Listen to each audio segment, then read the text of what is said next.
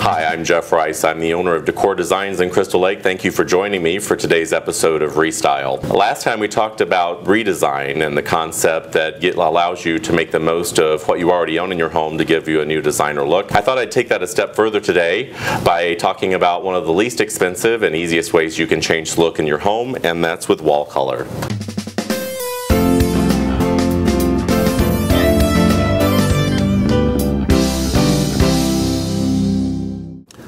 Color is so much more than off-white. It helps define a space and adds energy and warmth. I know how frustrating it can be, though, to go into your paint store or home improvement center only to be met by that wall of color samples.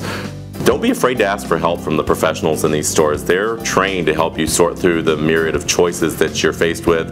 And also don't be afraid to hire or consider hiring a decorator or designer that specializes in color consultation. The money you spend for these folks can actually help save you money in the long run, and you will avoid costly mistakes and the frustration that goes with them. When you're trying to come up with ideas for color inspiration, don't worry so much about what's trendy or what's in at the time. Think more in terms of colors that you like, colors that you've already used in your home, and also colors that you might be wearing on a day-to-day basis. Let me show you some examples.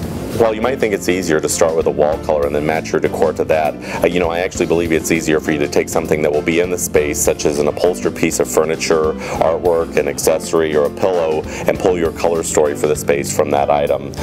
In these photos, you can see that they've taken the wall color in this first example from the throw pillows that are in the room. In the second example, the color that's in the moldings on the wall is actually taken from the area rug. The accent color in the dining room picture that we see here is actually taken from the chairs in the dining room. And finally, in the kids' bedroom, one of the subdued colors that's actually in the quilt is the green color that you see on the walls. When you think in terms of a color story for your home, I'm talking about the way colors relate to each other throughout the entire house. It's always a really good idea to repeat colors from one space to another. It makes them make sense, and it also gives you a color continuity or color story throughout the space.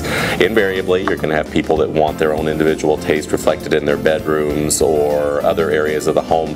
You can accomplish this by keeping those areas separate and using neutral colors in common areas like hallways or big open spaces. Tan, taupe, off-white, or cream are good colors that allow you to transition from colors that normally don't work well with one another.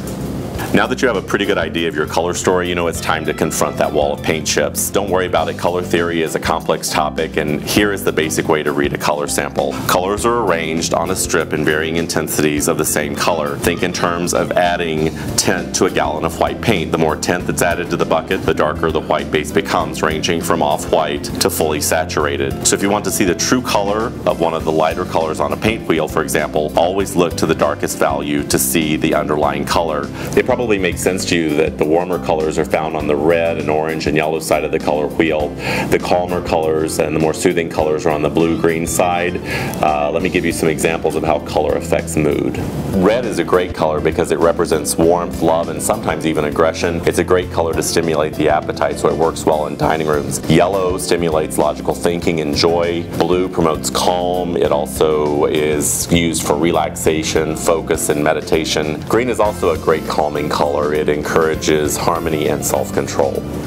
I have a couple more pictures to share with you in ways that you can use color in unexpected and creative ways. Think in terms of using color to create an added punch in the room.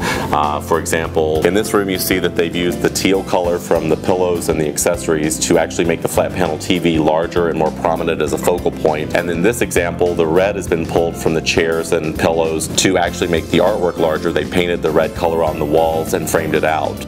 Don't be afraid to use color in unexpected ways. Now that the kids are back in school and the holidays are just around the corner, I hope you can use some of the ideas I've given you to tackle one of your rooms with a fresh coat of paint. It'll give you a brand new look to enjoy during the colder winter months indoors.